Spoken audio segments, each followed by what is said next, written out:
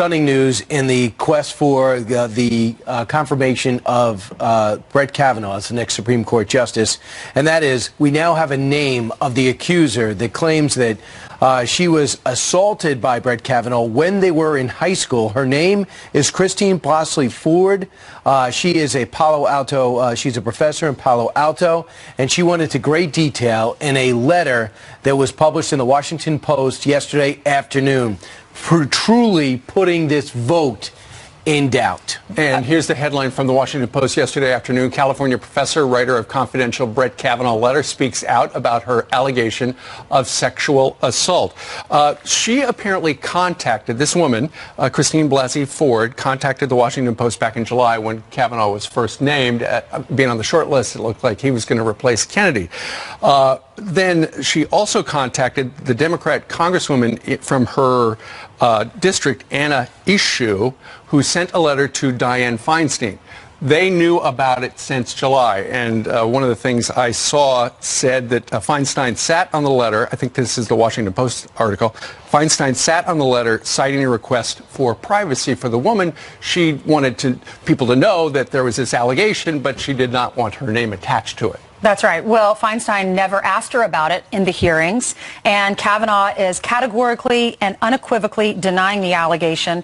She wrote in the letter that a friend was with Kavanaugh when this happened more than 30 years ago, that they were stumbling drunk, and that Kavanaugh pinned her on the bed and tried to attack her and take her clothes off. Well, the friend, his name is Mark Judge. He's a classmate from Georgetown Prep School. They went to high school together. And the friend, Mr. Judge, says that is absolutely nuts. He never saw Brett Kavanaugh act that way, that he was a brilliant student. He loves sports and not into anything crazy or illegal. And then 65 women have come forward. They wrote a letter. Chuck Grassley published this letter, and he said 65 women knew Brett Kavanaugh in high school, and they said, quote, through the more than 35 years we've known him, Brett has stood out for his friendship, character, and integrity. So they're going to have a couple of votes. First, they were going to break the filibuster, means you got to have a simple majority. Then they were going to have a committee vote, and then it was going to go to the general Senate population, and they were supposed to, with Collins and Murkowski on board, was supposed to get the majority, and he was supposed to sit on the bench. Now you have some Republicans coming out, like Senator, you can guess it, Jeff Flake, saying, I need to hear from her first. Lindsey Graham says, fine, that's a good idea. Let's hear from her, but let's do this quickly. Let's find out what the truth is, but let's still have the vote, and let's keep everything on schedule. So it sounds like Chuck Grassley is trying to arrange for some sort of a call with this particular Ms. Ford. Chuck Schumer has said we got to put off the vote. Keep in mind, folks, the vote is supposed to happen still on schedule for Thursday. But Chuck Schumer says this. He says to railroad a vote now would be an insult to the women of America and the integrity of the Supreme Court as well. And then you've got Lindsey Graham, who said this. If Ms. Ford wishes to provide information to the committee, I would gladly listen to what she has to say and compare that against all other information we have received about Judge Kavanaugh. So the big question is, what happens now? Will there be a vote on Thursday? Will she wind up coming and speaking before the committee? We don't know yet. Timing's fascinating. I mean, out of everything that came out, you had all these hearings. We were covering it live. Every network was covering it live, nonstop, 6 FBI investigations. And then the letter comes forward, and then the name comes out all in one day.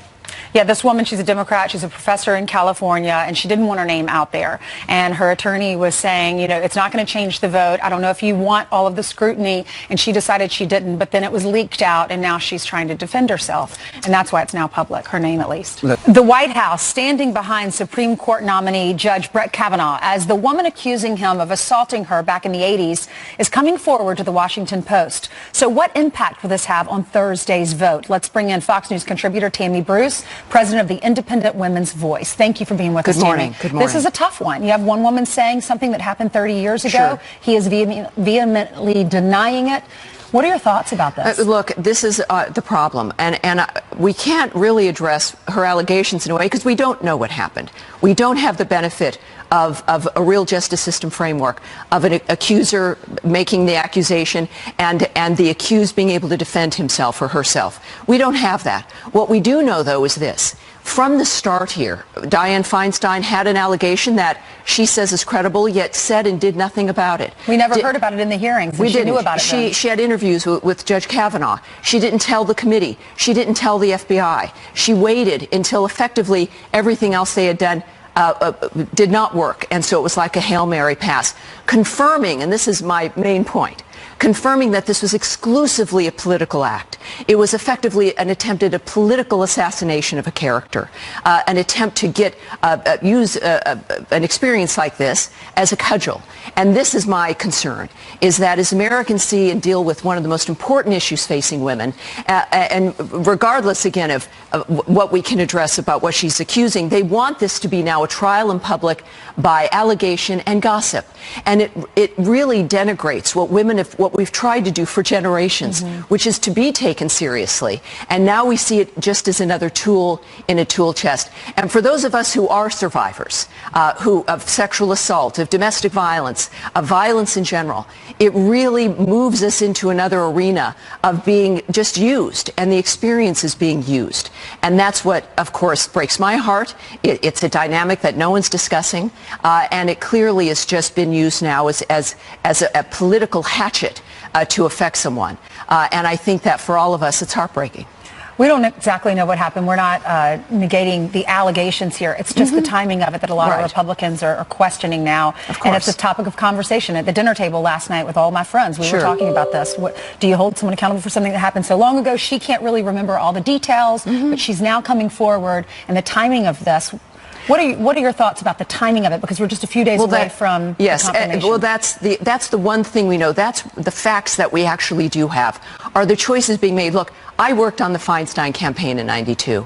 And shame on her for doing this, for having us have this conversation, for that woman now being in this position. But then for the work we've done as women and as feminists and as activists for 50 years, trying to get women to be taken seriously, to be able to use the system for protection, for us to be able to come forward, and at the same time to have the accused be able to respond properly. Now it's just in this political sea, and I don't think it helps any of us in this process. Tammy, thank you so much for being with us. Thank you. The news, stunning news that came across that we've been hearing about for the last few days, but now we have a name behind the accusation. Let's bring in Judge Andrew Napolitano, Fox News senior judicial analyst, on the phone last night after Christine Blasey Ford came forward as the professor, the woman, the accuser behind Brett Kavanaugh, who claims in high school she was assaulted by Brett Kavanaugh and a classmate.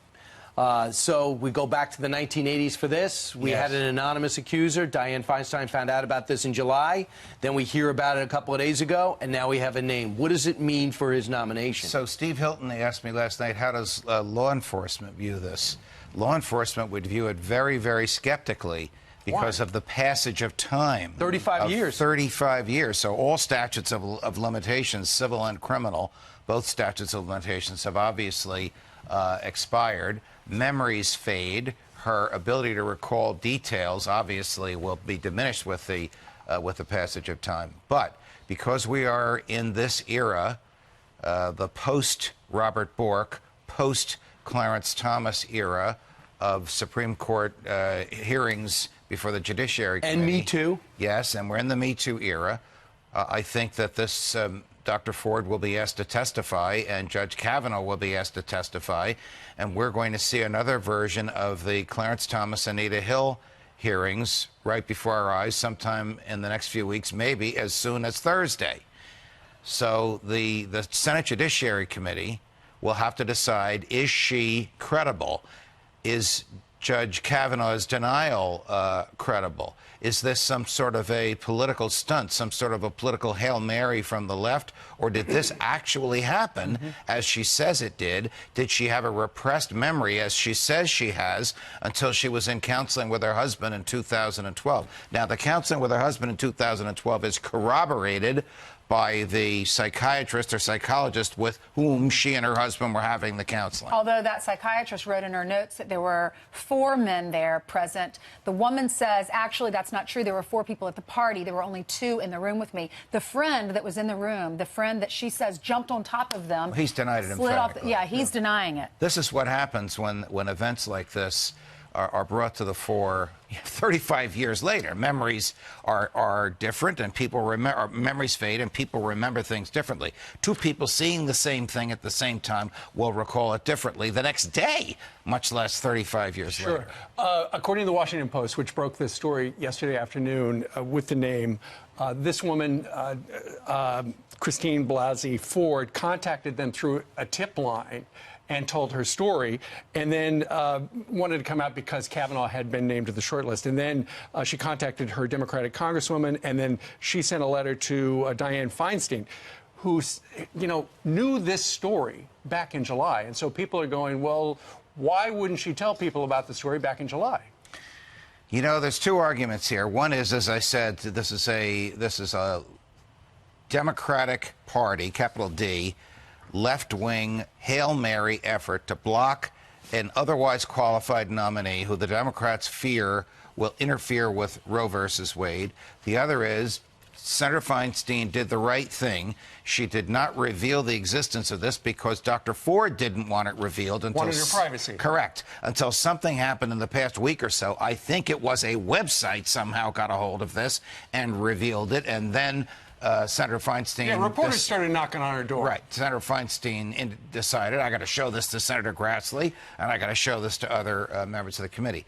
The committee's stamp of approval is not required in order for the Kavanaugh nomination to go to the floor. So if Senator Graham and Senator Flake, who have expressed a wish to hear more about this before the vote on Thursday, were to vote against the nominee because they are undecided over this latest allegation, that would not prevent the full Senate from taking... So it doesn't have to be passed by the committee. Correct. It could go just directly to the full Correct. Senate. Unlike a lot of legislation, which has to have the imprimatur of a committee, a nomination to the Supreme Court does not. We have 51-49, right?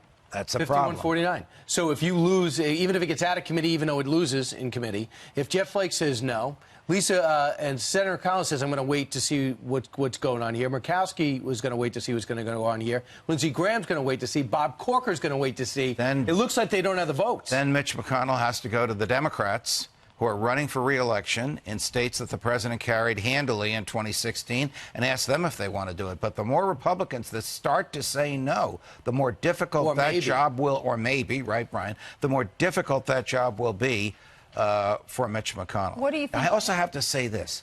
Judge Kavanaugh has had 6 full-fledged FBI investigations. 4 for his time in the Bush White House, for his job, and each time he got a higher level of security clearance.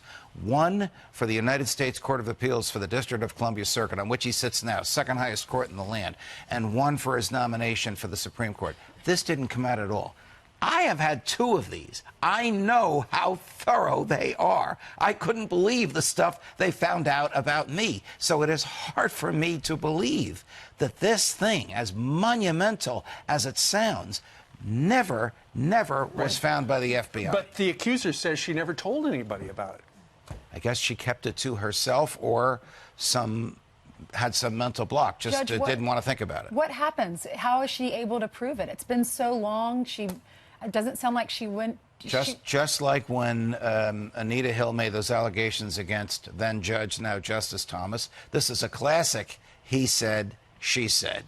So she'll come before the Senate Judiciary Committee. She'll make these allegations. The Democrats will throw her softballs. The Republicans will grill her and cross-examine her. Not really, because the Republicans have to be smart about it. We're in a different time now. We are. So, I mean, you got to be deferential to the accuser always. That makes sense. You also have now to, more than ever. But you have to challenge her ability to recall, and you have to point out inconsistencies in the story. Right. But do you see that this also plays into the general election? So yes. if the Republicans come out ham-handed? I also see that this is a vastly different time period with different social mores than the time that Anita Hill made her allegations against Justice Thomas. Right. 65 women who knew him in high school have also penned a letter saying that he was an upstanding guy.